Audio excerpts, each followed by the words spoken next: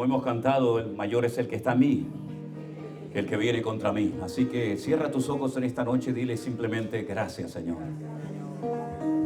Gracias, Señor, por la victoria tan grande que me has dado.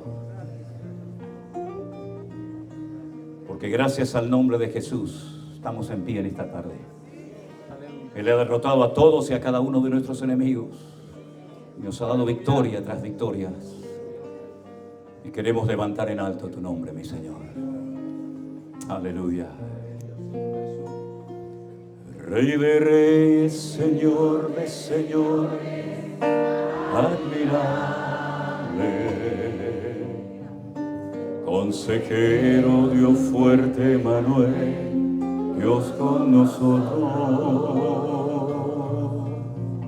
Y el Cordero que fue inmolado, eres digno de tomar el poder, las riquezas, la sabiduría, la fortaleza, la honra y la gloria y la alabanza por los siglos de los siglos. Amén. Amén.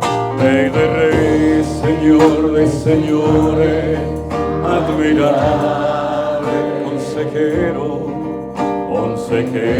Dios fuerte, Manuel, Dios con nosotros.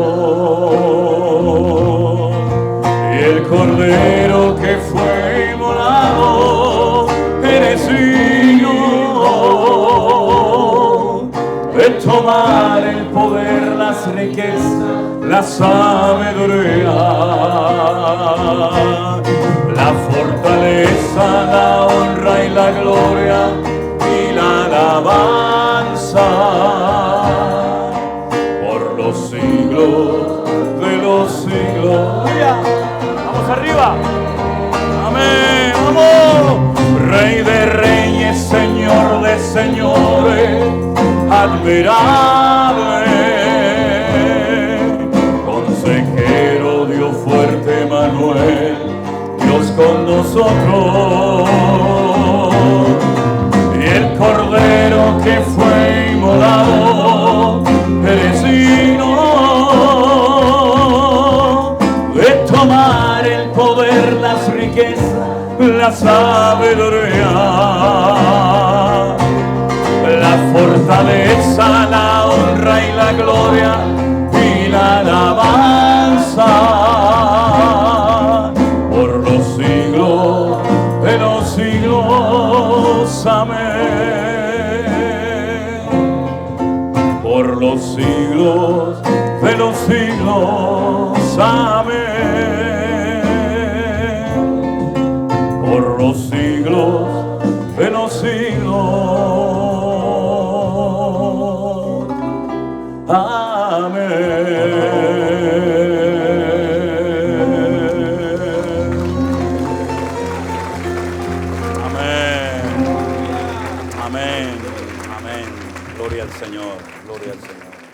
Nosotros aquí en el Perú nos estamos reuniendo como iglesia, como Centro Evangélico Vida Nueva en esta dirección de Lima, en la calle Narciso de la Colina número 345, Miraflores, en el Hotel Britannia, Crystal Collection, ¿no? Pone aquí hasta octubre, hasta el mes de octubre a las 12:30 de la mañana y a partir del mes de noviembre a partir de la 1:30 del mediodía, ¿no?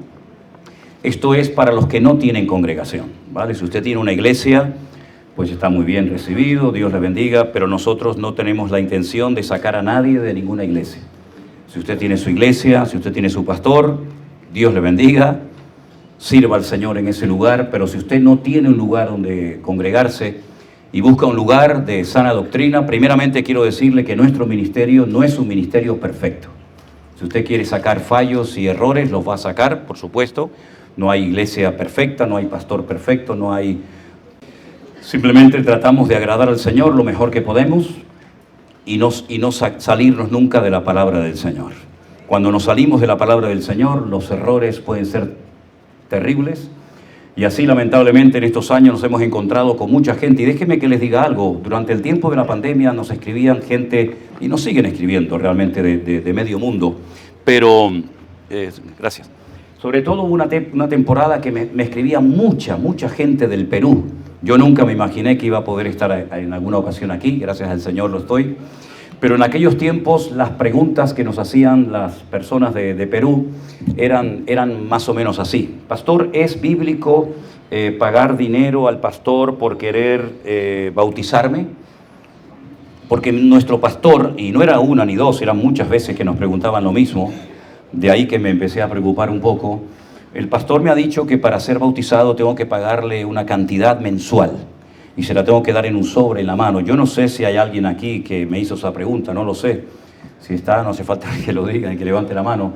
Pero yo le decía, no, hermana, no, hermano, usted no tiene que pagar absolutamente nada por ser bautizado y mucho menos una cantidad estipulada por el pastor, porque eso es una herejía, eso es un disparate. Así que lo que yo siempre le digo a la gente, si usted está en un lugar de eso, salga corriendo lo antes posible, porque eso no es bíblico. Y si usted se queda, se hace copartícipe de esa mala enseñanza. Después no se queje. Dios está donde hay orden, donde hay obediencia, donde hay santidad. Ahora, en esos circos, ¿verdad? De pide y dame dinero, usted no tiene por qué estar ahí. Ahora, la pregunta es, usted no se ha ido porque usted tiene algún cargo, ¿no? Usted tiene algún puesto en la iglesia y dice, sí, yo soy líder de no sé qué. Le digo, pues está hipotecando su libertad en Cristo por agarrarse a un cargo, cuando usted a quien tiene que agarrarse es al Señor. Y la hermana, bueno, parece que me hizo caso. Al año siguiente volví a Milán, a Italia, y me la encontré ya en la iglesia en la que el pastor Antonio me invitó, y ya pues está allí integrada. Así que yo le quiero decir a todos y a cada uno de ustedes que usted no tiene la obligación de decir amén a todo lo que un pastor predica desde un púlpito. Usted no tiene la obligación de sujetarse a una persona que está totalmente desequilibrada y fuera del orden bíblico. La palabra del Señor nos dice que tenemos que sujetarnos a personas que van en la línea de santidad bíblica y de orden al Señor. En el momento en el que usted percibe, en el momento en el que usted a la luz de la palabra de Dios comprueba de que lo que se está enseñando no es bíblico, si usted se queda es peor que el que lo está haciendo. Se hace copartícipe de esa mala enseñanza. Nosotros todos los años oramos y le pedimos al Señor que nos dé como una especie de guía, una especie de lema. Y este año sentimos en el corazón ponerle a nuestros congresos y a todas las reuniones que hacemos el lema de entendidos en los tiempos. Porque entendemos que estamos en un momento muy especial de la historia de la humanidad. Hace unos días se firmó un tratado donde la palabra paz y la palabra seguridad apareció por todas partes, pero nosotros sabemos perfectamente por la palabra de Dios que cuando digan paz y seguridad vendrá sobre ellos destrucción repentina, como la mujer que le sorprenden los dolores, ¿no? Por lo tanto, yo creo que ahora más que nunca tenemos que ser entendidos en los tiempos. ¿Estamos de acuerdo, hermanos? Entonces, yo quiero llevarles en esta tarde a una carta que Pablo le escribió a nuestros hermanos de Tesalónica en el capítulo 2, segunda de Tesalonicenses, capítulo 2. Sabemos que el Señor Jesucristo tiene que venir, no nos quepa la menor duda de eso. Si usted quiere estudiar acontecimientos finales, el mejor libro del mundo para estudiarlos es la Biblia, porque en este libro, en la palabra de Dios, que fue escrita por más de 40 personas diferentes en un periodo de más de 1000 años, usted tiene 3/4 partes de material profético. Si no hay ningún libro en el mundo que tenga tantas profecías cumplidas como este libro, y muchas profecías que están a punto de cumplirse, están como dormidas en el tiempo, ¿verdad? Para darles un pequeño dato, en el Corán no hay ninguna profecía, ¿verdad? Sin embargo, la palabra de Dios está llena de profecías y, como yo siempre digo, la Biblia es el periódico de mañana. Las personas que a veces dicen es que la Biblia está caducada es porque son ignorantes, no saben lo que dicen. O las personas que incluso atacan la Biblia diciendo que es un libro caducado, que es un libro que está lleno de contradicciones. Yo llevo más de 40 años desafiando públicamente a la gente, diciendo búsquenme una contradicción en la Biblia, a ver dónde está, y no va a encontrar ni una. Tal vez usted no entienda por qué en un lado dice una cosa y en otra dice otra, pero eso no significa de que hay una contradicción en sí misma, ¿verdad? Así que en segunda de Tesalonicenses, el apóstol Pablo, a una iglesia muy perseguida, en la cual estuvo muy poco tiempo, le escribe 2 cartas. Esta sería la segunda. Y en esta carta, en el versículo 1, dice, con respecto a la venida de nuestro Señor Jesucristo y nuestra reunión con Él, os rogamos, hermanos, que no os dejéis mover fácilmente de vuestro modo de pensar, ni os conturbéis, ni por espíritu, ni por palabra, ni por carta, como si fuera nuestra, en el sentido de que el día del Señor está cerca.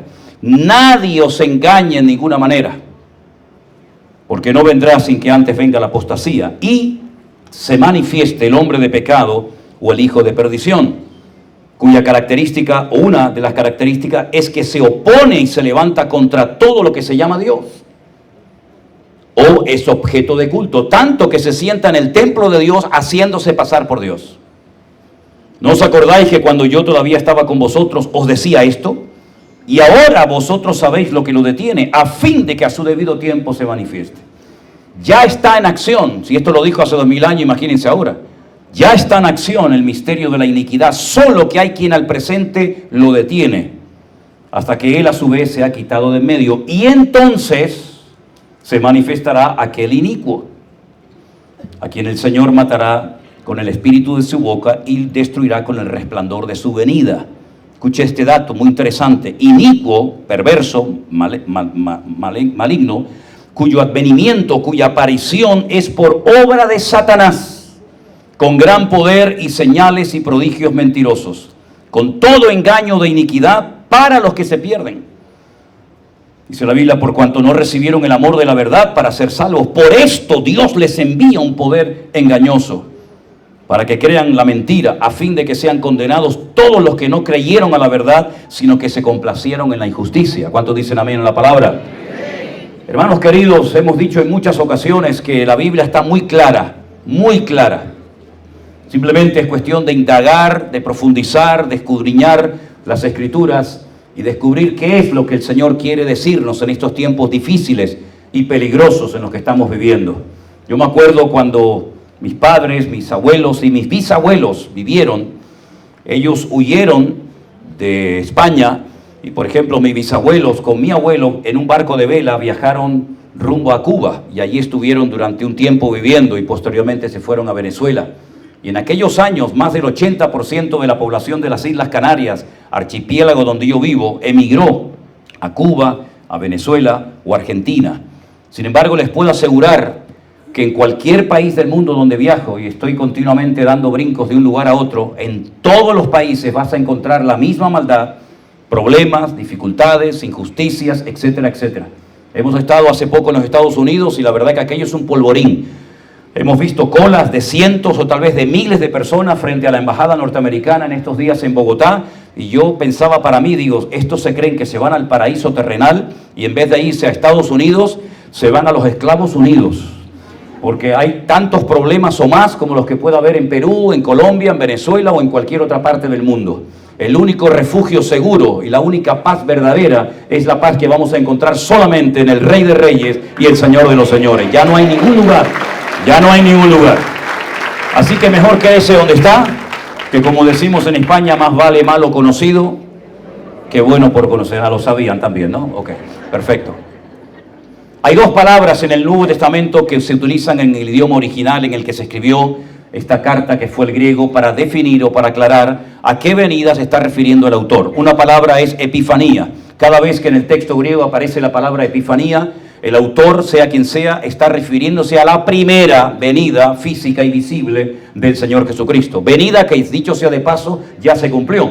Hace 2000 años, cuando Belén pertenecía a Israel, no estaba bajo jurisdicción palestina como está en este momento, el Señor Jesucristo, conforme a las Escrituras, concretamente el profeta Miqueas, había dicho que el Mesías nacería en Betlehem, en la casa del pan, o más conocido como Belén. Y todas las profecías relacionadas con su primera aparición se cumplieron absolutamente todas. Todos los detalles, por grandes o pequeños que fueran, todo se cumplió a la perfección. Su nacimiento, su vida, sus milagros, sus enseñanzas, su resurrección, su ascensión, su sacrificio, absolutamente todo. Pero hay una segunda palabra que se emplea por los autores cuando quieren hacer referencia única y exclusivamente a la segunda venida del Señor Jesucristo, y la palabra es parousia. En este versículo 1 que se ha leído en esta tarde, la palabra que aparece para decir con respecto a la venida del Señor Jesucristo es la palabra parousia. Por lo tanto, Pablo lo que va a dar son instrucciones y va a dar un orden cronológico acerca de las cosas que tienen que ocurrir antes de la segunda venida de nuestro Señor Jesucristo. Todo el Nuevo Testamento prácticamente habla del retorno inminente del Señor. Pero por si alguien piensa, ¿y por qué no viene ya? Bueno, permítame decirles que el Señor no retarda su promesa. Según algunos la tienen por tardanza. Dijo, esa es la señal que ustedes verán en este tiempo. Así como ese profeta rebelde estuvo en el vientre del pez 3 días y 3 noches, yo estaré en el vientre no de un pez, sino en el vientre de la tierra 3 días y 3 noches y resucitaré al tercer día. Es decir, cada generación ha tenido sus señales. El templo, la salida de Egipto, el maná en el desierto, etcétera, etcétera. Nosotros tenemos una lista enorme, gigantesca de señales que se tienen que producir, se tienen que manifestar antes de que aparezca el Señor Jesucristo.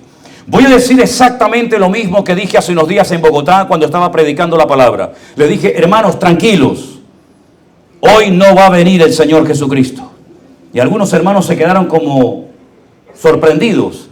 Pero al día siguiente les pregunté y les dije, ¿se acuerdan de lo que les dije ayer? Que hoy no iba a venir el Señor Jesucristo. Pues aquí seguimos. Y yo les digo a ustedes, hermanos de Lima, hermanos de Perú en esta tarde, hoy no va a venir el Señor Jesucristo. Y algunos se preguntarán, pero hermano, ¿y cómo se atreve a hacer semejante declaración? Bueno, si me equivoco, y por lo que sea subimos todos a la presencia del Señor, allí les tendré que pedir perdón a cada uno de ustedes. Pero si mañana usted viene, o el siguiente culto, o cuando sea, usted viene y seguimos aquí, entonces lo que dije no era mentira. No es que no crea en la segunda venida ni el arrebatamiento de la iglesia. Claro que creo en todo esto, pero sabemos por la palabra de Dios que hay una serie de señales, una serie de acontecimientos que se tienen que producir antes de que el Señor venga. Él va a venir, no le quepa a usted la menor duda. Sin embargo, no puede venir en este momento porque dice que antes de que venga tendrá que manifestarse la apostasía, versículo 3, y se tiene que manifestar el hombre de pecado o el hijo de perdición. El apóstol Pablo utiliza diferentes títulos para referirse a la misma persona. El hombre de pecado, el hijo de perdición o el inicuo es la misma persona. Él nunca emplea la palabra anticristo o antimashiach. El único que emplea ese término es Juan. Pero en el Antiguo Testamento no aparece ninguna de las expresiones que Pablo acaba de mencionar aquí, ni tampoco la palabra anticristo, sino aparece, por ejemplo, la expresión el cuerno pequeño. Porque veremos en estos días, si Dios lo permite, que Daniel tuvo una visión donde ve una bestia terrible que le llamó muchísimo la atención. Y la palabra de Dios dice que esa bestia tenía una cabeza con 10 cuernos y de medio de esos 10 cuernos que representan a naciones, salía un cuerno pequeño que hablaba grandes blasfemias y perseguía a los santos y los vencía durante un tiempo. Y entonces la palabra de Dios nos enseña que ese cuerno pequeño representa o simboliza a un personaje que lo conocemos como el nombre del anticristo. Es interesante notar, yo saqué fotografías de ese encuentro, pero es interesante notar cómo cada vez los líderes del mundo se reúnen más a menudo, o para una cosa o para otra. Vean ustedes, por ejemplo, la imagen de este último tratado que se ha firmado de paz, donde Trump estaba allí un poco liderando y diciendo esto y aquello, ¿verdad? La cantidad de naciones que allí estaban representadas. Y es que la palabra de Dios nos enseña que en el último tiempo muchas naciones se van a unir y van a ser utilizadas por el enemigo y van a producir, van a levantar a una persona que nosotros sabemos que es un hombre de carne y hueso. No es ningún engendro de una mezcla humana con demoníaca como las películas de Hollywood, sino que es un hombre con papá, con mamá, con pasaporte, con toda la genética que pueda tener cualquier ser humano. Y ese personaje recibirá un poder económico espectacular. Ese personaje, queridos hermanos, lo conocemos como el anticristo y es un líder político que se va a levantar del antiguo territorio que abarcaba el imperio romano. Para que lo sepan, el antiguo imperio romano, que fue el imperio que más tiempo duró en el tiempo, casi 1000 años, abarcaba todo lo que es Europa, desde Portugal, todo España, Francia, Inglaterra, Italia, etcétera, etcétera. También parte del norte de África, lo que conocemos hoy en día como el Magreb, Libia, Egipto, etcétera. Y también parte de Oriente Medio, Siria, Jordania, etcétera, etcétera. De ese antiguo territorio se levantará este personaje, que tendrá también el apoyo de otro personaje del cual hablaremos Dios mediante en estos días. Imagínense lo que tengo que resumir en 46 años en 4 reuniones. Me viene muy complicado, pero intentaré resumirlo. Otro personaje llamado el falso profeta, el falso exponente del evangelio, que dice que los miembros de esa estructura religiosa que va a ser muy utilizada en los últimos tiempos, sus ministros, los que trabajan en esa institución religiosa, muchos de ellos se visten de púrpura y se adornan con piedras preciosas, con plata y con oro. Y a lo largo de la historia dice que se han embriagado en más de una ocasión con la sangre de los mártires que dieron su vida por la causa del Evangelio. Quiero decirles que esa Biblia que usted tiene en la mano, en su propio idioma, la escribió, la tradujo, mejor dicho, un cura español llamado Casidoro de Reina, que una noche se juntó en el monasterio de los cartujanos, en la famosa ciudad de Sevilla, y tuvieron que tomar una decisión trascendental. ¿Nos quedamos o nos marchamos? La mitad del convento se quedó y todos murieron quemados en la hoguera por el Santo Oficio, por la Santa Inquisición. Los que decidieron marcharse, unos se fueron por un camino y otros se fueron por otro, por si acaso agarraban a un grupo que el otro por lo menos se escapara. Este sacerdote católico sevillano se fue a la ciudad o se fue al país de Suiza. Posteriormente se fue a Alemania y allí tradujo la Biblia. Hermanos, para que usted pueda disfrutar de cada texto, de cada versículo, de cada parábola, de cada profecía, de cada versículo de la palabra de Dios, miles de personas derramaron su sangre para que hoy usted y yo podamos leer la palabra de Dios en nuestro propio idioma. Es decir, no ha sido nada fácil poder llegar hasta este momento, pero la Biblia nos enseña que los que confiamos en Él no tenemos que tenerle miedo a nada ni a nadie, porque mayor es el que está en nosotros que el que viene contra nosotros. Iremos de gloria en gloria, de victoria en victoria y de triunfo en triunfo en el nombre de Jesús. ¿Cuántos dicen un fuerte amén? ¡Aleluya! Pero antes de que venga el Señor se producirán dos acontecimientos y uno de ellos ya lo podemos ver, es la apostasía. ¿Qué es la apostasía?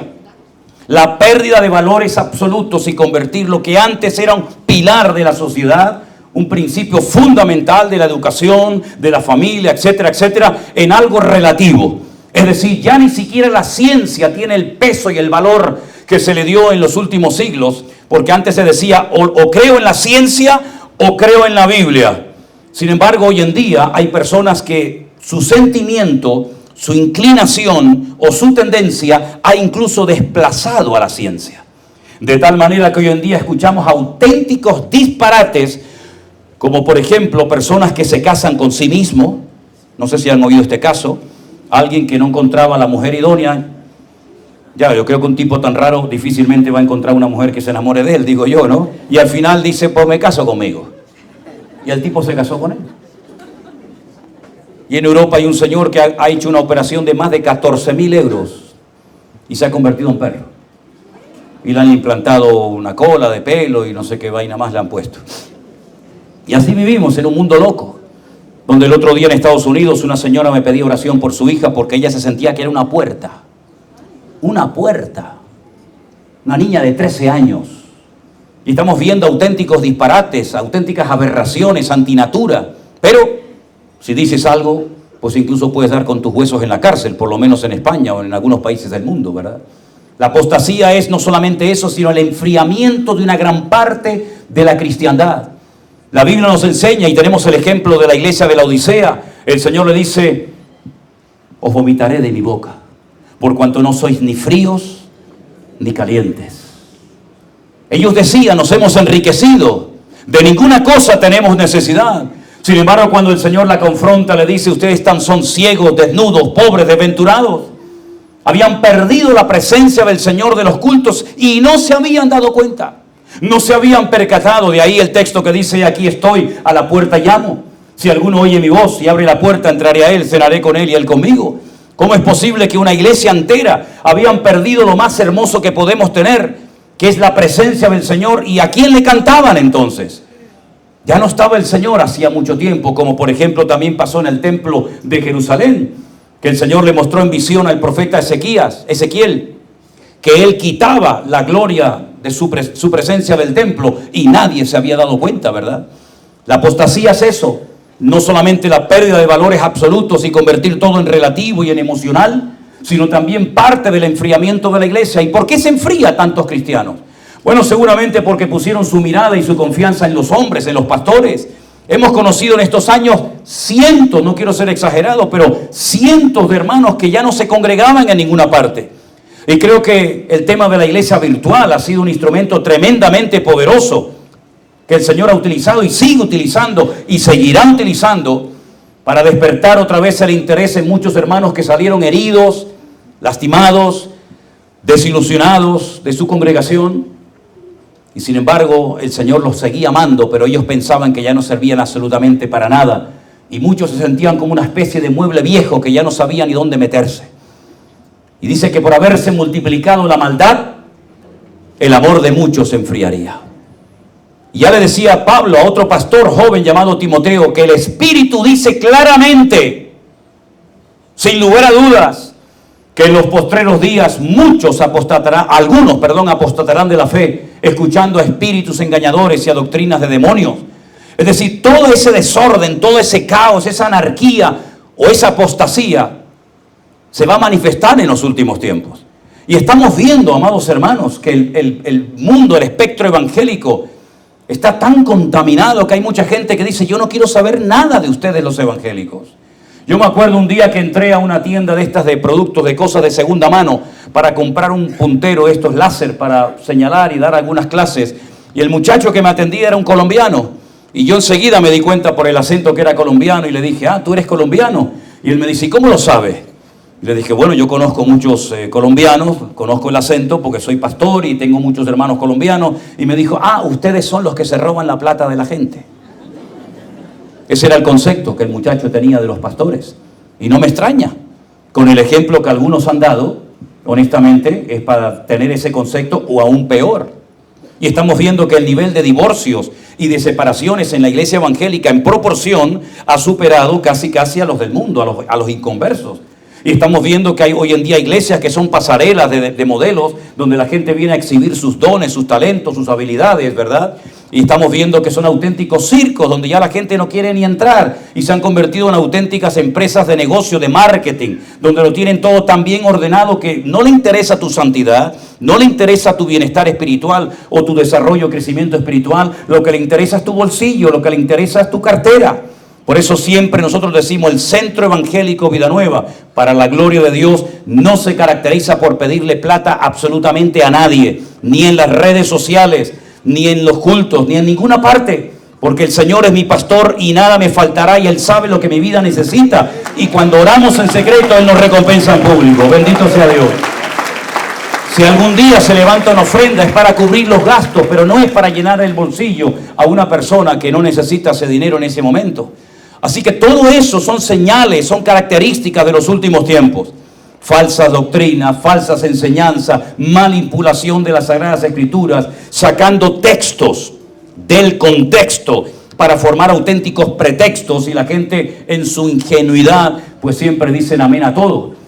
Esa es una de las características de los últimos tiempos, pero otra es, como dice aquí, la manifestación del hombre de pecado, del hijo de perdición, el cual se opone y se levanta contra todo lo que se llama Dios o es objeto de culto.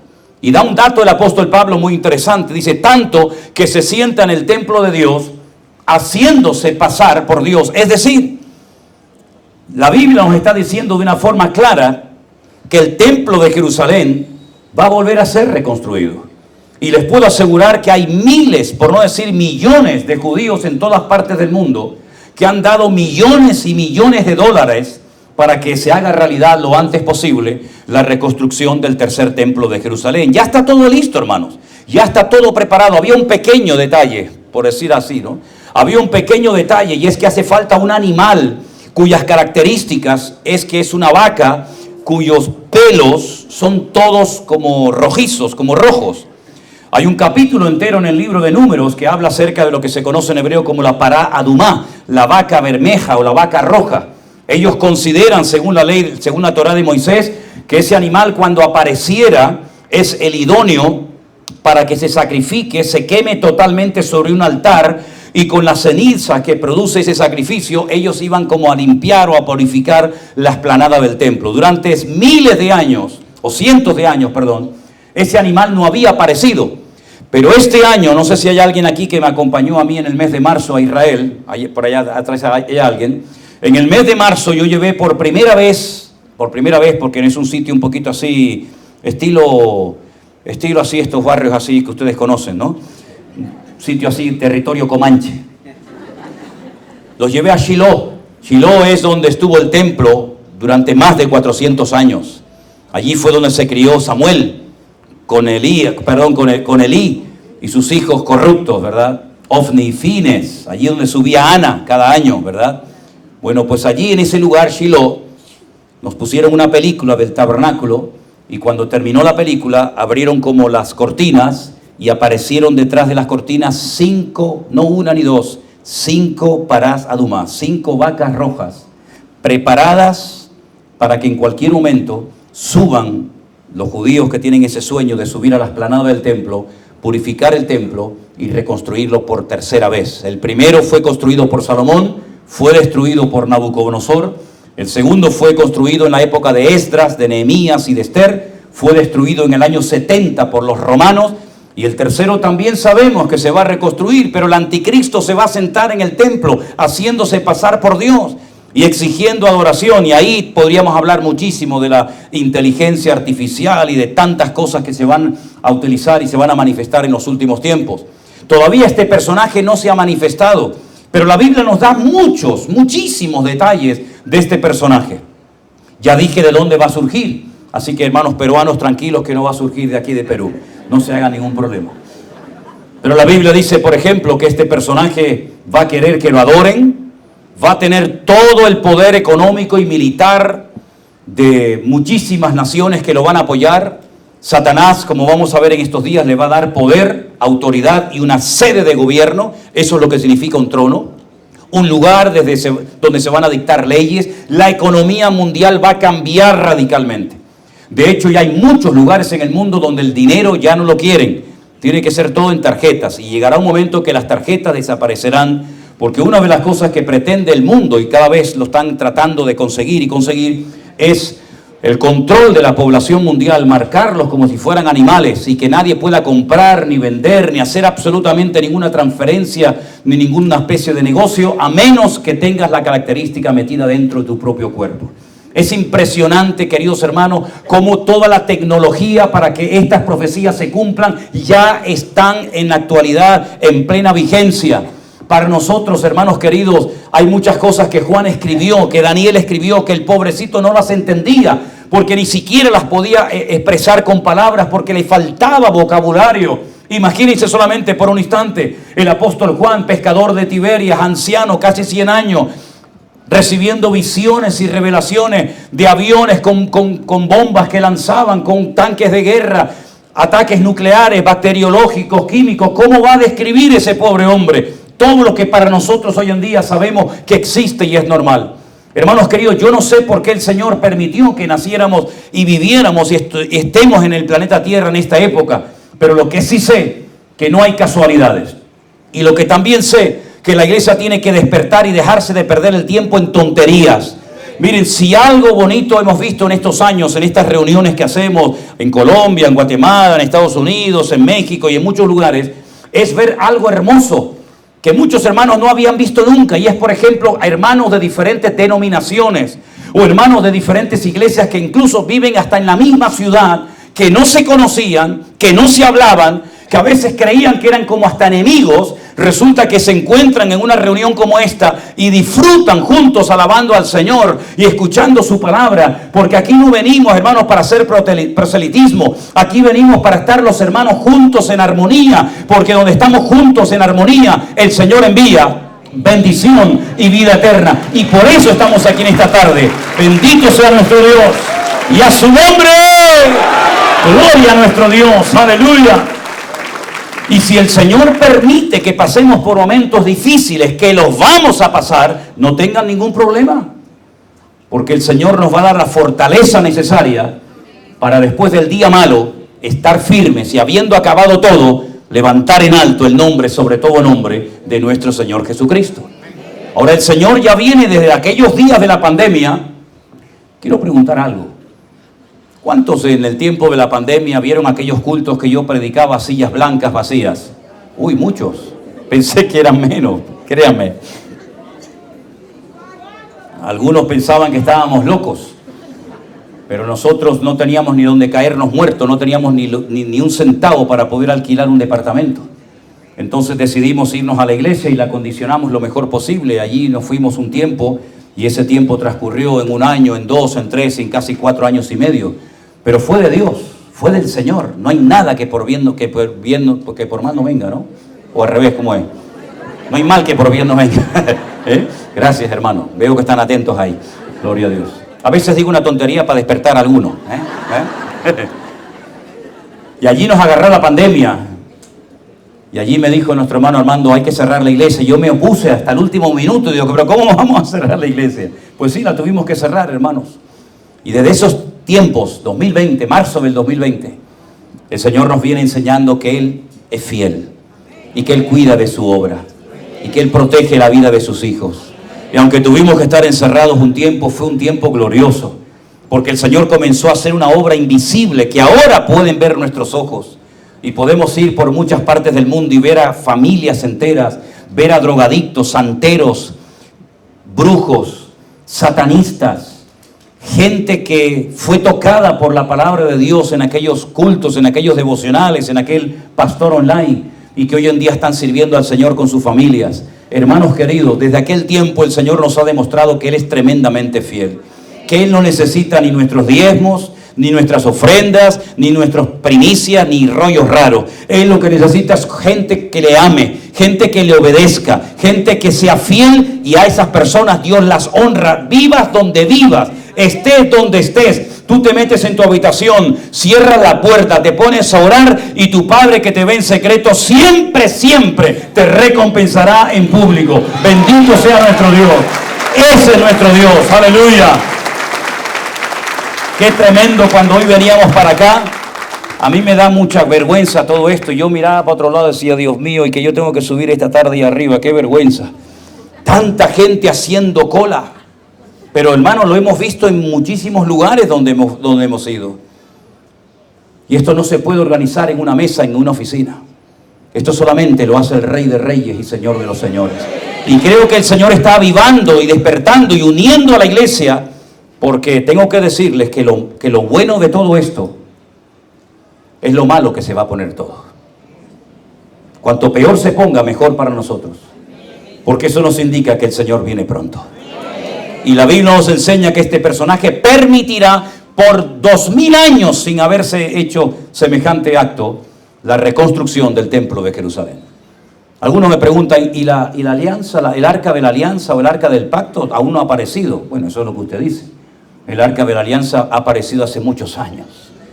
Y saben dónde está. Y allí está en Jerusalén. Solamente falta que se atrevan en un momento dado a subir a la explanada del templo, y en aquel lugar donde está el domo de la roca, la piedra mucho más grande que esta plataforma donde Abraham subió a sacrificar a su hijo, esta gente, los judíos, suban y cumplan con eso. Pero también sabemos nosotros que el anticristo profanará ese lugar a los 3 años y medio de su inauguración. Porque el libro del Apocalipsis es el desarrollo profético de ese mensaje comprimido que el Señor Jesucristo le dio como respuesta a algunos de sus discípulos, que cuando oyeron que iba a ser destruido el templo, bajan el torrente del Cedrón y se meten dentro del huerto de Getsemaní, que está al otro costado del monte Moriah, en el monte de los Olivos, y le dicen al Señor, Señor, ¿cuándo será el fin del siglo y qué señal habrá de tu venida? Y el Señor le da una respuesta extraordinaria, que es todo el capítulo 24 de Mateo. Y entonces el Señor les dice que cuando veáis la abominación desoladora de la cual habló el profeta Daniel, y pone entre paréntesis, el que lee entienda. La abominación desoladora es un término que se utiliza para hacer referencia a la profanación del lugar santísimo. El lugar santísimo, el templo que van a reconstruir los judíos en breve tiempo, yo creo que veremos la reconstrucción de ese templo, si Dios lo permite, va a ser nuevamente profanado. Y el libro del Apocalipsis es el desarrollo de todos esos acontecimientos en bloques de 7. 7 sellos, 7 trompetas y 7 copas.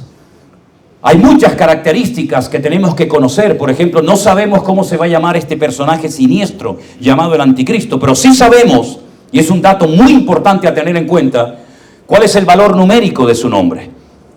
La Biblia se escribió en 2 idiomas fundamentalmente, salvo algunas porciones en arameo. La Biblia se escribió lo que llamamos vulgarmente Antiguo Testamento en hebreo y el Nuevo Testamento en griego. Y ambos idiomas son alfanuméricos, es decir, que cada letra tiene un valor numérico. Y lo que hace Juan es decir, aquí hay sabiduría. Claro, sabiduría para el que la tiene. El que no la tiene, el hombre natural no percibe las cosas del Espíritu. Para él son locura. Pero él dice, el valor numérico, el número de la bestia es 666. Es decir, que si usted sabe el alfabeto hebreo, usted puede anotar el nombre de la persona que cree o sospecha que puede ser este personaje siniestro llamado el anticristo, sacar su valor numérico y tener la seguridad o no de que ese es el personaje que el diablo va a utilizar en los últimos tiempos. Y todavía no ha aparecido, mis queridos hermanos, pero está próximo a aparecer. Porque el mundo ya no da más, ¿se dan cuenta? Ya el mundo no da más. Hay guerras y rumores de guerras. Estaba el otro día leyendo la Biblia allí en Colombia, yo no me enteré de nada, créame, yo cuando me meto en esto, se me puede caer el techo encima, yo no me entero de nada. Estaba leyendo y cuando levanto la vista veo un montón de gente hablando entre ellos y yo digo, uy, algo mal tuve que decir. Y digo, ¿qué pasa, hermanos? Y me dice, es que está temblando, hay un terremoto. Digo, ¿dónde está el terremoto? Yo no me enteré de nada. Y dice, sí, está temblando. Digo, no pasa nada. La Biblia dice que cuando los cristianos oraban en Jerusalén, la tierra temblaba. Y Pablo y Silas en la cárcel cantaban y tembló. Así que bueno, a lo mejor nos toca hoy a nosotros también tener un tembloncito, ¿no? Para saber que el Señor es poderoso y que controla la naturaleza y controla la historia y los tiempos. Así que, mis queridos hermanos, la iglesia tiene que espabilar y vamos a dejarnos ya de pelear entre bautistas, pentecostales, metodistas, que si se puede levantar la mano, que si no se levanta, que si la salvación se pierde, que si no se pierde. Mire, hermano, vamos a dejarnos de tontería. Ahí afuera hay millones y millones y millones de personas que no conocen al Señor y mientras estamos discutiendo dentro, el mundo se nos está yendo de las manos. Así que vamos a unir fuerza, vamos a unirnos en el nombre del Señor para arrebatarle al hombre fuerte el botín y que el nombre de Cristo sea levantado en alto y que lo adoren y lo veneren a Él todos los días de su vida, mi hermano. Bendito sea Dios. Así que no vamos a criticarnos más, no vamos a pelear más entre nosotros, porque nuestra lucha no es contra sangre y carne, sino contra principados, contra potestades, contra los gobernadores de las tinieblas, contra huestes espirituales de maldad. Por lo tanto, hermanos, es tiempo de unirnos, porque en la unidad está la fuerza. ¿Saben por qué no fueron destruidos los que construyeron la Torre de Babel? Y los que se rieron en el diluvio, todos fueron destruidos. ¿Es que acaso eran mejores los que construyeron la Torre de Babel cuando estaban desafiando al mismísimo Dios, diciendo, llegaremos al trono, no como tú has establecido, sino como nosotros digamos? ¿Por qué no fueron destruidos los que se unieron para construir el observatorio allí en medio del valle del Sinar? Y sin embargo, la generación de Noé, todos fueron destruidos. Porque dice la Biblia que en la época de Noé todos se peleaban los unos contra los otros, había agresividad, había violencia, no había unidad. Pero Dios respeta el principio de la unidad. Y dice que se unieron para lo malo, pero se unieron y Dios no los destruyó, sino que los separó y confundió las lenguas. Si el mundo ha descubierto el poder de la unidad, como estos que se unen de la banderita de 7 colores y han conseguido cosas tremendas, ¿por qué la iglesia no se da cuenta de que unidos tenemos mucho más fuerza que peleados? ¿Por qué no nos damos cuenta de que si nos unimos y oramos juntos al Señor, no hay demonio, no hay diablo, no hay infierno que pueda parar a la iglesia? Porque la Biblia dice que ni ángeles, ni principados, ni potestades, ni lo alto, ni lo bajo, ni nada creado nos podrá separar del amor de Dios que es en Cristo Jesús, Señor nuestro. Antes bien, en todas estas cosas somos más que vencedores por medio de aquel que nos amó.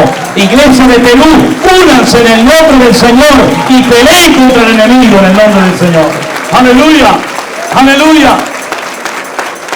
Pero tengo que decir también que el anticristo, aunque el diablo quiera presentarlo ya en la escena mundial, y aunque el diablo y el infierno ya tengan todo listo para que este personaje siniestro aparezca en cualquier momento, no se puede aparecer en cualquier instante, porque dice la Biblia, y Pablo se lo enseñó a los tesalonicenses, ahora vosotros sabéis lo que lo detiene, a fin de que a su debido tiempo se manifieste.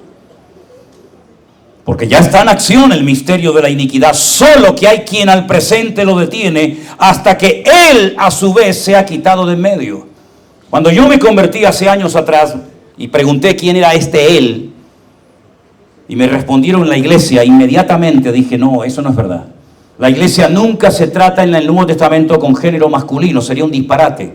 Si Cristo es el amado, el esposo, el novio, ¿cómo va a haber una relación con un género masculino cuando él mismo ha prohibido eso en la Escritura?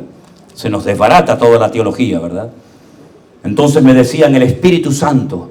Pero ¿dónde dice la Biblia? ¿Dónde dice la Biblia? Si hay alguien que lo encontró, por favor, enséñelo, porque llevo más de una generación pidiendo esto y nunca ha aparecido nadie. ¿Dónde dice la palabra de Dios, la Biblia, que el Espíritu Santo, que es Dios y por consiguiente es omnipresente, va a ser quitado de la tierra durante un periodo de tiempo? ¿Dónde lo dice? El argumento que presentan es que como la iglesia no va a estar, el Espíritu Santo tampoco puede estar. Pues eso es un disparate. ¿Es que acaso el Espíritu Santo de Dios, que es Dios, necesita de alguien o necesita de la iglesia para estar o no estar en un lugar? ¿Es que acaso no empieza la Biblia diciendo en el principio creó Dios los cielos, plural, y la tierra, singular, y el Espíritu de Dios se movía? No había iglesia, no había Israel, no había profetas, no había apóstoles, no había nada. Pero sin embargo ya estaba allí el Espíritu de Dios. El Espíritu de Dios no necesita de la iglesia para estar. La iglesia sí necesita del Espíritu de Dios para poder sobrevivir. Sin embargo, el Espíritu Santo no te necesita a ti para nada. Lo que el Señor hace a través de nuestras vidas no es por nuestros méritos. No te olvides que somos un muñeco de barro con el aliento divino usado temporalmente por la gracia de Dios. Yo tengo soy del mismo material que tú, muñecos de barro, que en cualquier momento podemos desaparecer.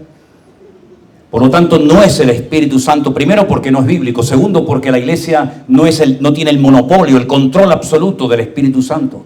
Pero sin embargo, el Pablo le decía a los hermanos de Tesalónica, hay alguien que está impidiendo la manifestación de este personaje. Aquí tenemos que explicar un poco en lo que consiste el mundo espiritual. Saben, cuando yo comencé a leer la Biblia hace muchos años, una de las cosas que me chocó instantáneamente es que creí que se me habían escapado detalles en cuanto a la lectura que estaba leyendo. Leía que Dios creó al hombre, creó a la mujer, pero inmediatamente comencé a darme cuenta, por ahí por el capítulo 3, que había otro personaje que no dice ni el 1 ni el 2, dónde Dios lo creó ni cuándo, pero sin embargo ahí estaba y era Satanás utilizando a la serpiente. Y daba otra vez marcha atrás pensando que se me había escapado algún texto y me volvía loco. Y decía, ¿de dónde salió este personaje? Pero peor fue cuando la Biblia dice que el Señor expulsó del jardín del Edén, porque el jardín del Edén, mientras vivían en santidad, en orden y alineados con el Señor, era un paraíso. Pero en el momento en que pecaron, era el lugar más peligroso del mundo. Y el Señor les hizo un favor a Adán y Eva expulsándolo. ¿Por qué? Porque allí estaba el árbol de la vida. Y el árbol de la vida produce en la persona que lo come vida eterna.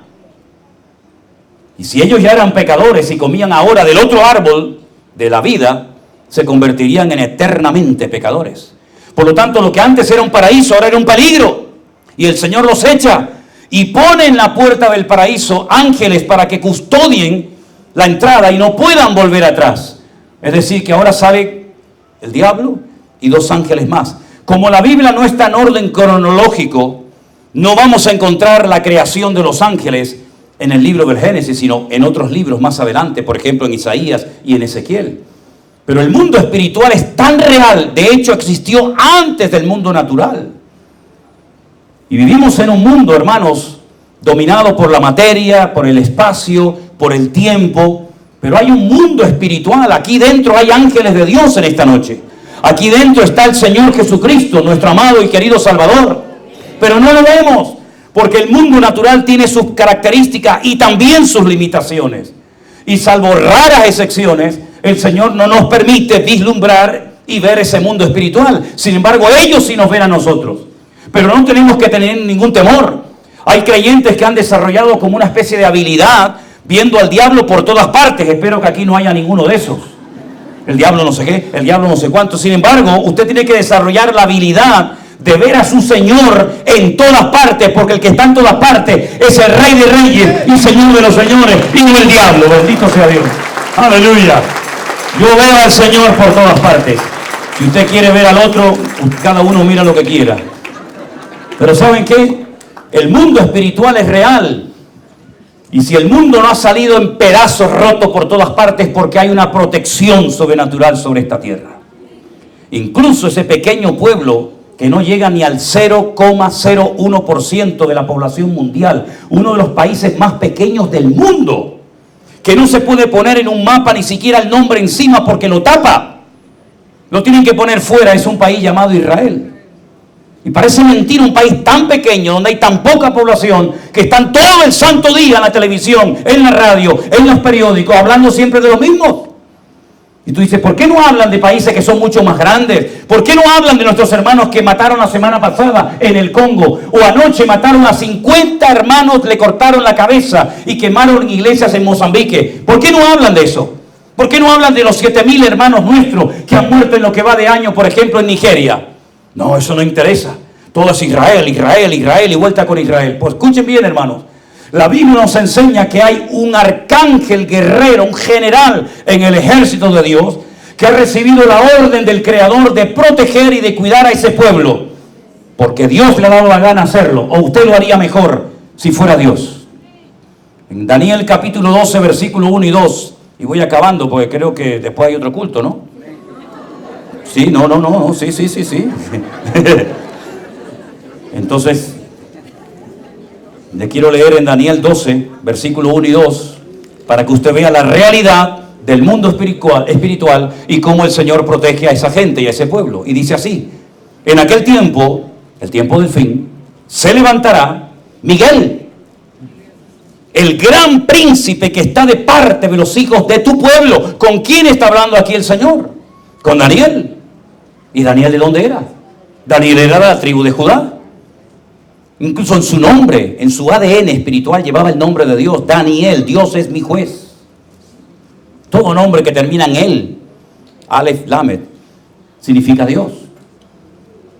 El gran príncipe que está de parte de los hijos de tu pueblo se levantará. ¿Y qué ocurrirá cuando este personaje entre en acción? Cuando este personaje, en vez de estar, digamos, ahí quieto, entre ya en una batalla espiritual. Será un tiempo de angustia cual nunca fue desde que hubo gente hasta entonces. En aquel tiempo, en nuestro tiempo, será libertado tu pueblo, todos los que se hallen escritos en el libro. Y muchos de los que duermen, ahí habla de la resurrección, en el polvo de la tierra, serán despertados, unos para vida eterna y otros para confusión y vergüenza eterna o perpetua. En otras palabras, van a cambiar muchas cosas en los últimos tiempos. La Biblia dice que el mundo se pondrá tan difícil en todos los aspectos que si aquellos días no fuesen acortados, nadie sería salvo. Nadie. Mas por causa de los escogidos. Y algunos preguntarán, ¿y quiénes son los escogidos? Porque me hace mucha gracia algunos predicadores o cristianos, cuando son bendiciones y promesas, eso es para ellos. Pero cuando viene una cosa fea, una cosa mala, difícil, persecución, eso es para los judíos, ¿verdad? Y hacen como una especie de selección. Esto sí, esto no, esto me gusta y esto no me gusta. ¿Quiénes son los escogidos? La Biblia dice, vosotros que antes no erais pueblo, le está escribiendo a gentiles el apóstol Pedro, vosotros que antes no erais pueblo, ahora sois pueblo de Dios. Real sacerdocio, nación santa, pueblo escogido por Dios para que anunciéis las virtudes de aquel que os llamó de las tinieblas a su luz admirable. Tú eres un escogido de Dios. Tú no estás por casualidad en este lugar. Dios te escogió desde antes de la fundación del mundo, mi querido hermano. Somos escogidos de Dios. No estamos aquí por casualidad. Yo no decidí nunca convertirme a Cristo, al contrario, Él me amó desde antes de la fundación del mundo y me puso aquí. Y dice la Biblia que por amor a nosotros, los escogidos, si no acorta los días, nadie sería salvo. Y vamos a ver cosas espectaculares, porque por ejemplo dice la Biblia que cuando Él venga, ¿cuántos creen que el Señor vendrá? Amén, amén, gloria a Dios. Cuando el Señor venga, dice que no será de día, ni tampoco de noche. Y entonces uno dice, ¿y si no es de día ni de noche, qué cosa es? Dice, es un día que solamente conoce el Señor. Es raro, ¿verdad? Como raro es que dice que el primer día de la creación dijo el Señor, sea la luz. Y fue la luz. Y vio Dios que era buena. Y había luz. En el planeta Tierra había luz por todas partes. Pero fue en el cuarto día cuando Él creó el sol. Y tú dices, si no había sol, ¿qué luz había? Es cosa extraña, ¿verdad? Dios hará cosas espectaculares en los últimos tiempos y sobre todo entre nosotros, los hijos de Dios que le amamos y le honramos. Es verdad que no tenemos que tener ningún temor, aunque muchas veces puede venir a nuestros corazones, ¿qué va a ser de mis hijos? ¿O qué va a ser de mis nietos? Yo tengo solamente uno, pero me tiene loco mi nieto. Le permito todo, lo que no le permití nunca a mis hijas, se lo permito a él. Me deja toda la oficina en desorden, me desafinan las guitarras, me toca todo. Y mis hijas me dicen, papá, a nosotros nos trataste con vara, pero a este lo voy a malcriar porque soy el abuelo y punto. Pero ¿saben qué, mis amados hermanos? En paz me acostaré y asimismo dormiré, porque solo tú, Señor, me haces vivir confiado. Yo quiero que no pierdan la paz, pase lo que pase, venga lo que venga y digan lo que digan. El Señor está con nosotros como poderoso gigante. Lo único que tienes que ocuparte, no preocuparte, ocuparte es en tu salvación, en tu relación con el Señor con temor y temblor. Si el internet para ti es un problema, quítalo. Quítalo. Si la televisión para usted es un problema, tírela por la ventana. Cuidado que no pase nadie por abajo. Cualquier cosa que a ti te haga tropezar, deshágase de eso. Porque el diablo está como loco por robar tu santidad. El diablo está como loco porque tú vuelvas otra vez a arrastrarte en la basura en la que viviste durante años. Él no quiere verte feliz, no quiere verte gozoso. ¿Saben por qué? Porque el diablo es un ser amargado. Lo he dicho muchas veces. No tiene amigos, no tiene familia. Está errante de un lugar a otro. Una insatisfacción, una amargura permanente. Y cuando ve el gozo de los cristianos, que es nuestra fortaleza, no lo soporta. Y no quiere ver la estabilidad en tu familia, en tu matrimonio. No quiere verte gozoso, alegre, bendecido, prosperado. No quiere, no lo soporta. Porque él perdió todo eso por desobediente y por rebelde. Pero el Señor le ha placido escogernos a nosotros para esta hora. Y nos ha dado una responsabilidad. ¿Cuál? La de ir por todo el mundo y predicar el Evangelio a toda criatura. Dios nos ha dado las redes sociales. Las estamos utilizando para la extensión del reino de Dios. Tal vez usted no se mueve en ese terreno, pero conoces amigos, familiares, vecinos, compañeros de trabajo. Háblele del Señor. El otro día le decía a una muchachita joven en Colombia, mira, ¿sabes la mejor manera, el mejor antídoto para vencer la depresión, el desánimo y todo eso?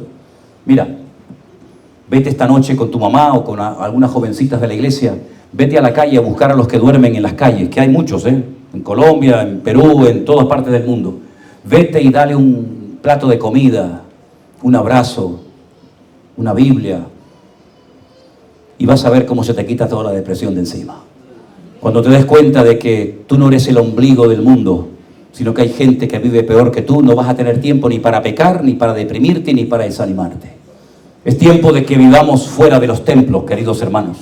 Ya hemos estado muchas generaciones encerrados en 4 paredes, invirtiendo todos los diezmos, todas las ofrendas y todo lo que entraba en el púlpito, en la guitarra, en la batería, en el micrófono, en esto y en aquello, mientras tanto el mundo se nos ha ido de las manos. Por eso es tiempo de levantarnos, de despertarnos del sueño y decirle al Señor, heme aquí, envíame a mí y úsame. ¿Cuántos dicen amén? Cierra tus ojos en esta noche, mi querido hermano. Si en esta noche entre nosotros hay alguien que ha venido de visita o por curiosidad, y tú has venido esta tarde a este lugar para ver qué es esto. Tal vez tu novia, tu padre, tu abuela, alguien te ha invitado. Pero tú en lo más profundo de tu corazón, tú no has nacido de nuevo. Tú tal vez has sido criado en la iglesia. Y conoces de la Biblia, pero no conoces del Dios de la Biblia. Pero si en esta tarde tú le quieres entregar tu vida al Señor Jesucristo que murió por ti, te ama y te quiere bendecir y ayudar, amigo, ahora es el momento. Yo no le invito a que usted se inscriba a una iglesia, a una religión, para nada. Yo le invito a que usted reciba al Señor Jesucristo, el príncipe de paz, en esta noche, en su corazón. Por eso quiero preguntar y me gustaría orar. ¿Hay alguien en esta tarde que por primera vez te quiere entregar su vida al Señor Jesucristo, pidiéndole perdón por sus pecados y poniendo tu vida en sus manos? Levanta tu mano. Dios te bendiga, Dios les bendiga, Dios les bendiga. Gente que no lo ha hecho nunca, Dios les bendiga. Dios te bendiga a ti también, allá atrás también. Permítame orar por ustedes, ¿les parece? Yo he venido de España, así que he hecho un largo viaje para estar aquí. El único viaje que tú tienes que hacer es de tu silla al altar, nada más. Mira qué fácil, más fácil imposible. Yo voy a invitar a los que levantaron su mano, que quieren recibir a Jesús, que por favor, si son tan amables, pasen aquí delante. Quiero orar con ustedes. Los demás estamos orando. Los demás no nos distraemos. Los demás vamos a estar orando, entregándole nuestras vidas al Señor, y la iglesia orando, apoyando este acto que es lo más bonito del mundo. Llevar almas, aleluya, a los pies de Cristo. Vengan a recibir al Señor Jesús en esta noche en su corazón. Bendito sea Dios. Bendito sea Dios. Aleluya. Venga adelante a recibir al Señor. Gloria a Dios. Gloria a Dios. La Biblia dice que cuando un pecador, un alma se arrepiente en la tierra, hay gozo en los cielos. Aleluya. Gloria a Dios. Gloria a Dios.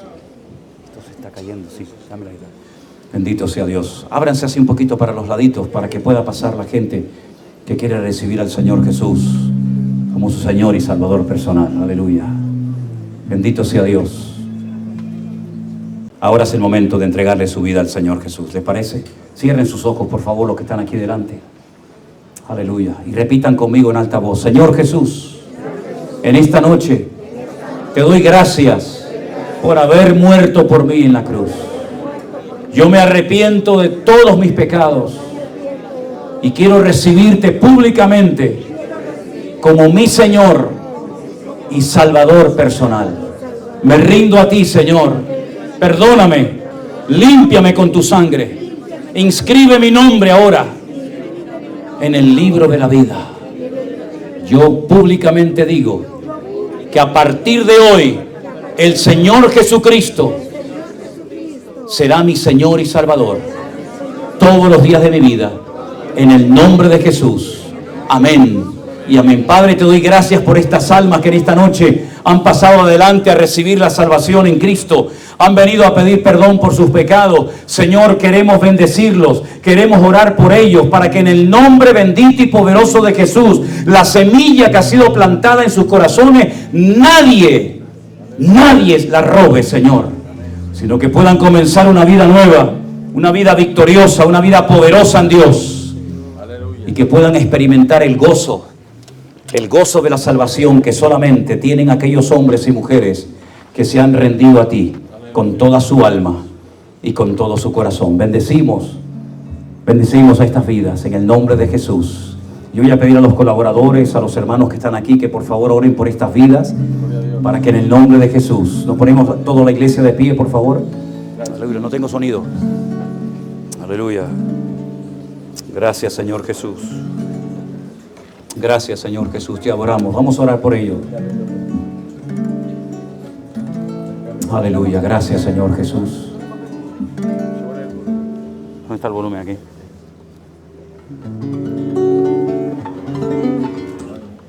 Oh, gracias, Jesús. Rey de reyes, Señor de señores, admirable. Consejero, totalmente desfinada. Dios con nosotros. Sigue el ritmo. Y el cordero que fue inmolado, eres digno de tomar el poder, las riquezas, la sabiduría, la fortaleza, la honra y la gloria y la alabanza por los siglos de los siglos. Amén.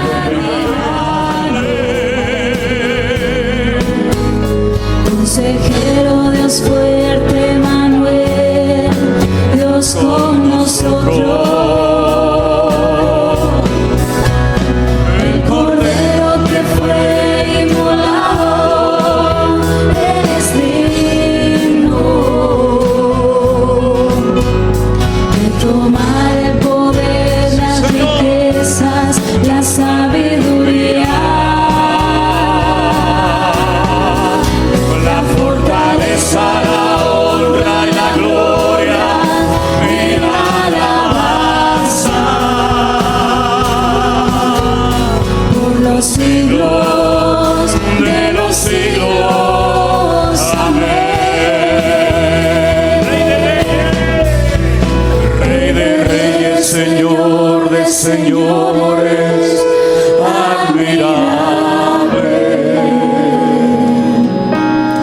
Consejero, Dios fuerte, Manuel, Dios con nosotros.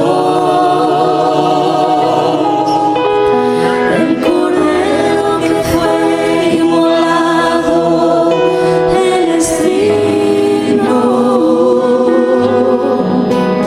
de tomar el poder, las riquezas, la sabiduría.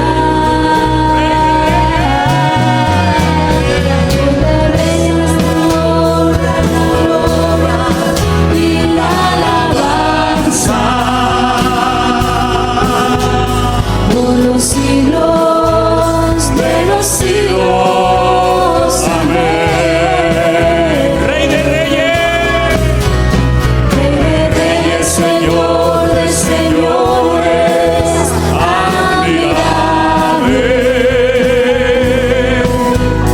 Consejero, Dios fuerte, Manuel, Dios con nosotros. El Cordero que fue inmolado, Él es digno de tomar el poder, las riquezas, la sabiduría, la fortaleza, la honra, la gloria y la alabanza. Por los siglos de los siglos, amén.